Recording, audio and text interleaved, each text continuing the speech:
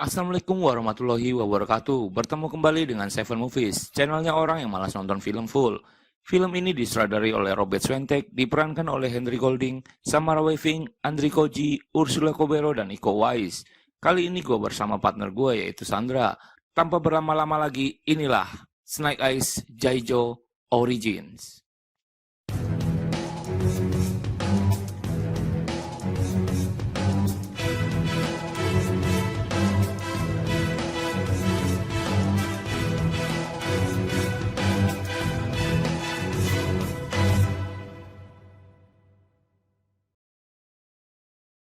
Diperlihatkan seorang anak dan ayahnya yang berada di sebuah rumah, di mana pada malam itu terlihat beberapa orang mendatangi rumah tersebut dan membunuh si ayah di depan anaknya.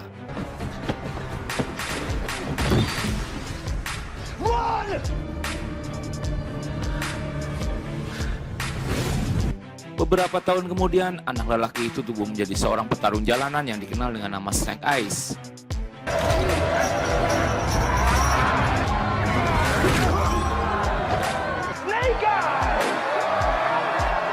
Tujuan dia sampai sekarang masih sama, yaitu menemukan pelaku pembunuh ayahnya dan pastinya membunuh orang tersebut.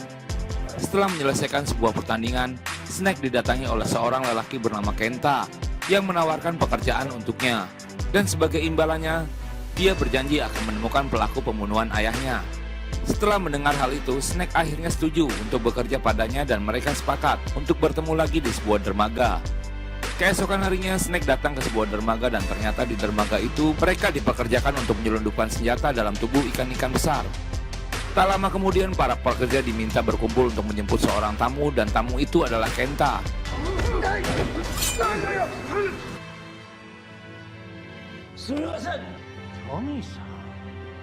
Di sana Snake bertemu dengan seorang keturunan klan ninja dari Jepang yang dikenal dengan nama Tommy.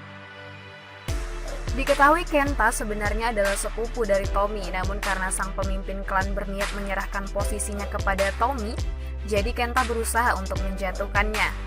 Di tempat tersebut, Kenta pun membongkar rahasia bahwa Tommy adalah seorang ninja yang diutus oleh klan untuk menjadi seorang mata-mata, dan karena hal itulah Snake diminta untuk membunuh Tommy dengan sebuah pistol. Namun siapa sangka Snake malah membantu Tommy untuk kabur dari tempat tersebut. Alhasil keduanya pun bekerja sama untuk melawan beberapa anak buah yang berada di sana.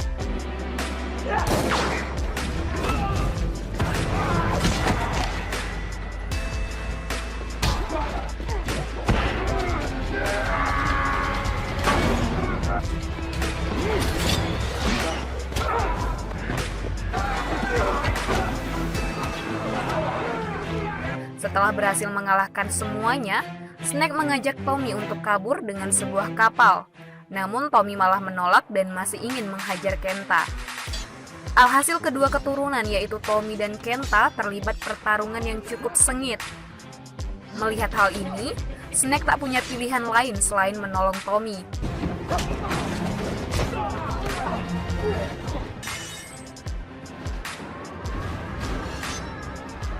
Untuk menghindari anak buah yang banyak, keduanya pun masuk ke dalam truk dan mencoba untuk kabur.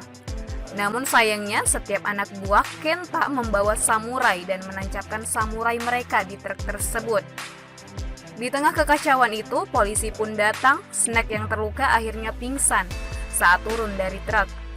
Beberapa saat kemudian, saat Snake terbangun, ia sudah berada di dalam pesawat. Ternyata di sana Tommy berencana akan mengajaknya ke Jepang untuk mengunjungi kastil klan ninjanya yang dikenal dengan nama Arashikage.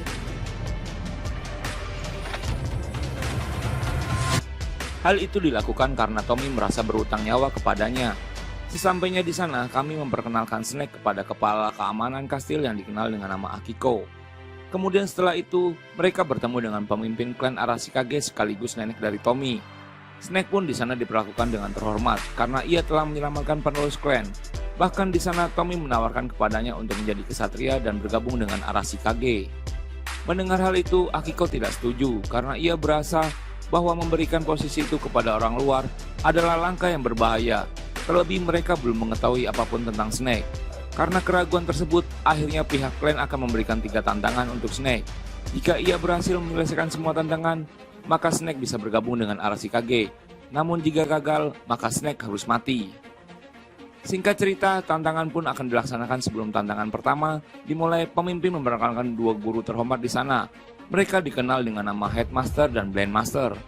Setelah itu, Headmaster kemudian menjelaskan aturan dari tantangan pertama, di mana Headmaster dan Snake akan sama-sama membawa sebuah mangkuk berisi air. Snake bertugas untuk mengambil mangkuk dari Headmaster tapi tanpa menjatuhkan air di dalamnya sedikit pun. Dan Snake hanya memiliki 4 kali kesempatan untuk tantangan pertama. That's one.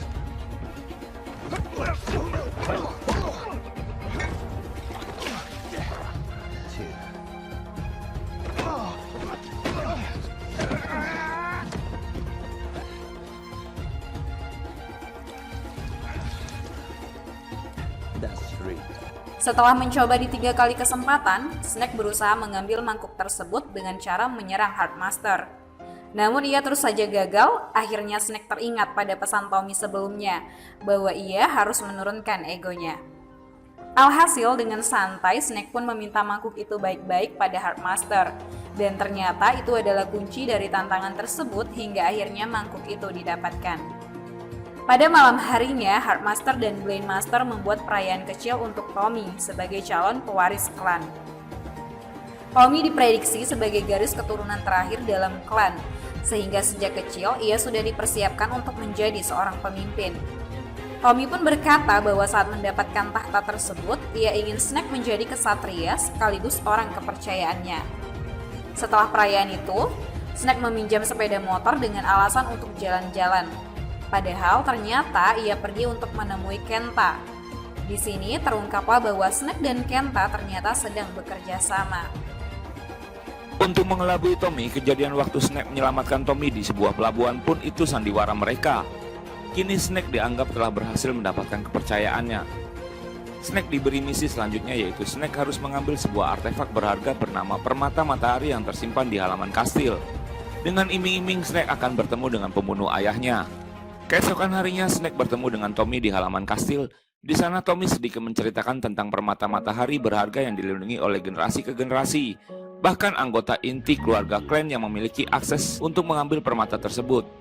Kemudian Tommy memberikan sebuah pedang bernama Morning Red untuk Snake sebagai hadiah karena telah melewati tantangan pertama. Pada malam harinya Snake memutuskan untuk menyusuri kawasan permata sekaligus melihat-lihat keadaan sekitar. Tak diduga, di sana dia dipergoki oleh Akiko yang sudah curiga dari awal padanya. Bahkan keesokan harinya mereka berdua saling menyerang satu sama lain.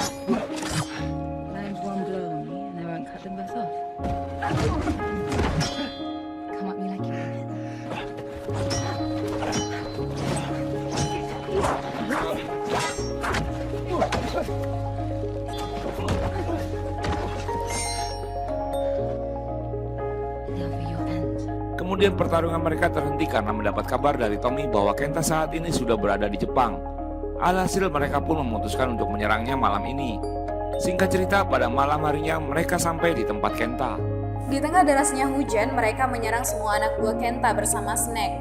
Tetapi Snake tahu batasannya, karena bagaimanapun juga ia dan Kenta sedang bekerja sama.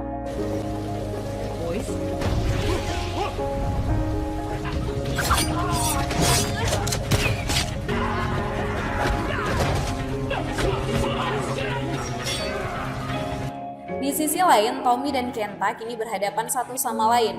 Di sana terlihat bahwa Kenta lebih unggul dari Tommy. Namun karena satu dan hal lain, Kenta memutuskan untuk kabur terlebih dahulu dari markas.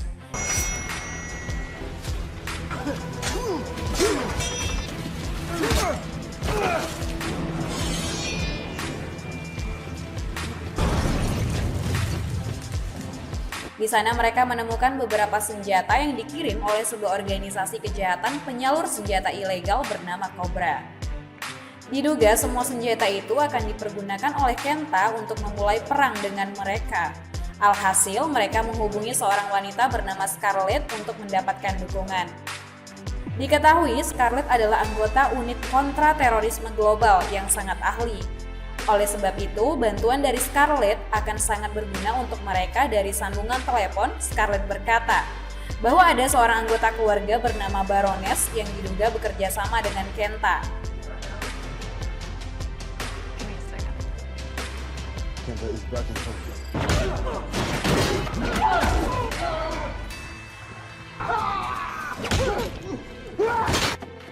Brief. I think I can. Mengetahui semua itu, malam itu juga Snake kembali pergi menemui Kenta. Akiko yang masih curiga kepada Snake lalu pergi mengikutinya. Namun sayang, Snake mengetahui hal tersebut dan ia berhasil kabur. Sesampainya di markas, Kenta dan Snake pun bertemu dengan Baroness. Di sana ia berkata bahwa ia tak menduga kerjasama itu melibatkan organisasi internasional yang sangat berbahaya. Namun Baroness berkata bahwa mereka bertiga saling menguntungkan dalam kerjasama itu, di mana Kenta yang ingin menguasai klan Arashikage, Cobra yang membutuhkan permata matahari, dan Snake yang menginginkan pembunuh ayahnya. Keesokan harinya tibalah tantangan kedua untuk Snake. Tantangan ini diberikan oleh Blendmaster. Saat itu Blendmaster memberikan sebuah cahaya dan meminta Snake untuk mengikuti cahaya tersebut. Lalu tiba-tiba cahaya itu membawa Snake ke masa lalunya, yaitu hari di mana kematian ayahnya. Kemudian ia melihat ayahnya dan meminta maaf karena tidak bisa melindunginya saat itu, namun ayahnya berkata bahwa keselamatan putranya adalah prioritas utamanya. Setelah itu Snake tiba-tiba kembali ke hadapan Blendmaster. Kemudian Master menjelaskan bahwa tantangan itu digunakan untuk mengetahui kelemahan diri sendiri. Setelah Snake kembali ke kamarnya, ia didatangi oleh Akiko, di mana Akiko langsung curiga pada Snake. Alhasil Snake pun terpaksa mengungkapkan jati dirinya kepada Akiko. Ia mengatakan semua ini tentang masa lalunya yang sangat kelam. Namun di sana, Snake tidak bisa mengatakan apapun soal kerjasamanya. Namun ia berharap bisa menyelesaikan tantangan ketiga dan menjadi bagian dari Arashikage. Setelah mendengar hal itu, Akiko pun akhirnya luluh. Keesokan harinya, tantangan ketiga pun dimulai. Di sana, Snake diminta untuk turun ke sebuah lubang yang dipenuhi oleh beberapa ular raksasa. Konon katanya, ular-ular tersebut tidak memakan orang-orang yang hatinya murni dan suci.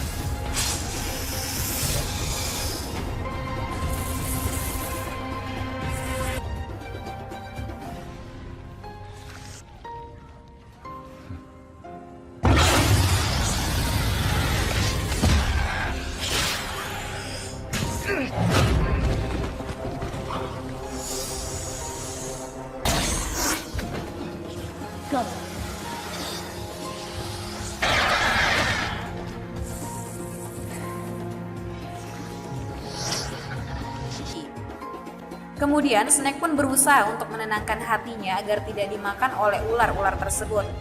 Namun begitu berhasil menenangkan hatinya, Snake terlalu cepat puas sehingga ular-ular itu pun langsung menyerangnya. Akiko yang tidak tega melihat hal itu memutuskan untuk menolongnya. Lalu setelah tantangan itu dilaksanakan, pemimpin klan menginterogasi mereka karena telah merusak tantangan. Alhasil, Snake pun mengakui hatinya dipenuhi oleh dendam pada pelaku pembunuh ayahnya. Dan karena hal itulah ia gagal dalam tantangan ketiga. Setelah mengatakan pengakuan itu, Snake pun menemui Tommy. Ia meminta maaf karena tidak jujur dari awal kepadanya. Namun sekarang ia akan membuktikan kesetiaannya pada Tommy dengan sama-sama melukai tangan mereka dan berjabat tangan. Diketahui, hal itu hanyalah jebakan untuk Tommy agar Snake mendapatkan darahnya untuk akses masuk ke dalam permata matahari. Benar saja, setelah mendapatkan permata, Snake berencana kabur dari tempat tersebut. Namun ia diperkoki oleh Akiko yang tidak percaya bahwa kini mereka telah dihianati oleh Snake. Still wanna know how I got my scar? Trust is a hard thing to come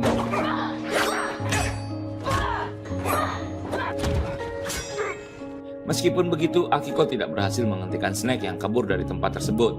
Setelah itu Snake menemui Kenta dan menyerahkan permatanya. Sementara itu di klan Arashikage, kejadian itu membuat Tommy sangat kecewa sekaligus marah. Oleh sebab itu Tommy dan Akiko langsung bergerak untuk mencari Snake dan membunuhnya. Di sisi lain, setelah menyerahkan permata itu, Snake akhirnya bisa bertemu dengan pembunuh ayahnya yang selama ini dia cari. Tak diduga, orang itu ternyata diperintahkan oleh Cobra. Setelah mendengarkan hal itu, Snake memilih untuk melepaskan orang tersebut dan menghentikan Kenta dan Baroness. Di perjalanan, ia bertemu dengan Tommy dan Akiko yang marah kepadanya dan berniat untuk membunuhnya.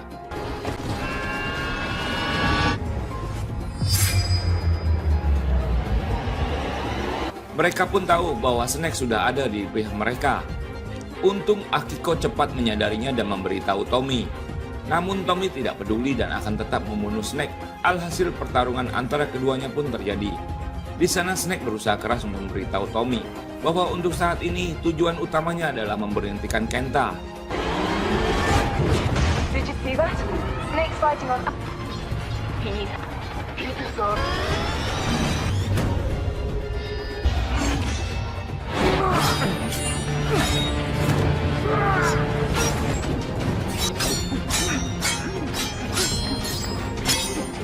We have to stop Kenta!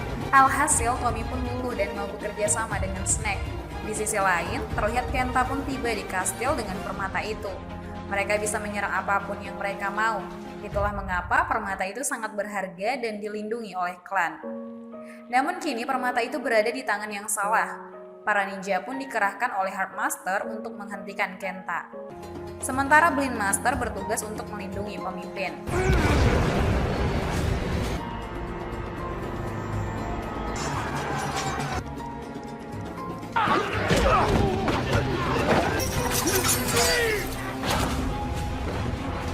Scarlet tiba di saat yang tepat, sehingga ia bisa langsung membantu Heartmaster dan Blind Master.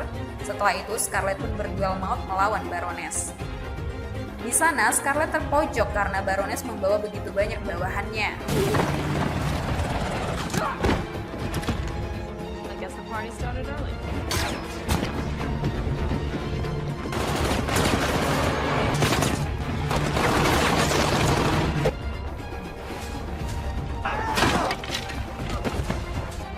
Di saat yang sama, Kenta langsung menyerang pemimpin dengan permata itu. Ia yakin bisa menguasai Arashikage dengan mudah. Setelah berhasil, pemimpin Baroness pun meminta permata itu pada Kenta sesuai dengan perjanjian mereka. Namun sayangnya, Kenta malah berkhianat dan menyerangnya. Di saat itu juga, anak buah Kenta menginformasikan bahwa Tommy dan yang lain sudah tiba di kastil. Sementara itu, karena pengkhianatan Kenta, Baroness pun berbalik dan memutuskan untuk berpihak pada klan. Alhasil mereka semua bekerja sama untuk sama-sama menghentikan Kenta. Di saat itulah terjadi pertarungan epik di mana-mana, sampai akhirnya hanya Kenta dan beberapa anak buahnya yang masih tersisa. Kesempatan itu lantas digunakan oleh mereka untuk langsung menyerang Kenta. Namun sayangnya, pemegang permata akan kebal dari semua serangan. Kemudian pemimpin menjatuhkan bom asap agar mereka berpencar tanpa diketahui oleh Kenta.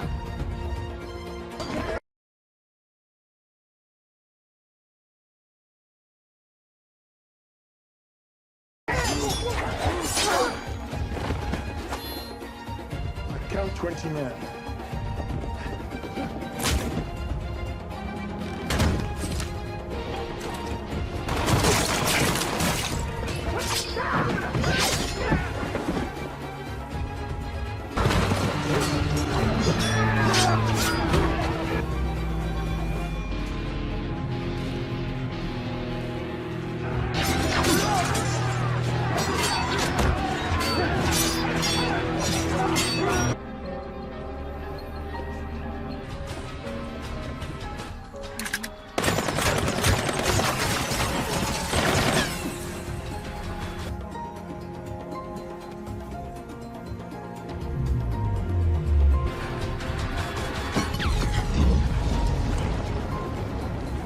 Dan dengan kerjasama yang baik, permata itu pun terlepas dari tangan Kenta dan berhasil diambil oleh Tommy. Karena dipenuhi amarah, Tommy pun melanggar janji bahwa mereka dilarang menggunakan permata untuk menyakiti seseorang. Sementara Kenta saat ini berhasil kabur dan dikejar oleh Snake. Hingga singkat cerita mereka bertarung sampai terjatuh ke dalam lubang ular raksasa. Di dalam lubang tersebut, karena kebusukan hatinya, Kenta kemudian menjadi santapan ular tersebut. Sementara Snake berhasil menjadikan hatinya dan keluar dari tempat tersebut. Dengan keberhasilan mereka untuk mengamankan permata dan dengan berat hati, pemimpin kini membatalkan tahta untuk Tommy. Sehingga dengan keputusan itu, Tommy pun memilih pergi dari kastil dan meninggalkannya. Karena Tommy merasa itu adalah salahnya sendiri. Sementara Snake juga pergi dari kastil untuk membawa Tommy kembali. Namun sebelum pergi, Snake mendapatkan buku tentang ayahnya, yang ternyata ayahnya merupakan seorang Joe yang sudah menyelamatkan banyak nyawa. Dan kini Snake pun mendapatkan posisi ayahnya tersebut dan film pun selesai. Oke, sekian dulu ya alur cerita Snake S. Gue dan Sandra selaku tim 7 Movies undur diri, sampai jumpa di alur cerita lainnya. Jangan lupa subscribe, like, dan share. Untuk kritik dan sarannya, tulis di komen ya. Wassalamualaikum warahmatullahi wabarakatuh. Adios, permios.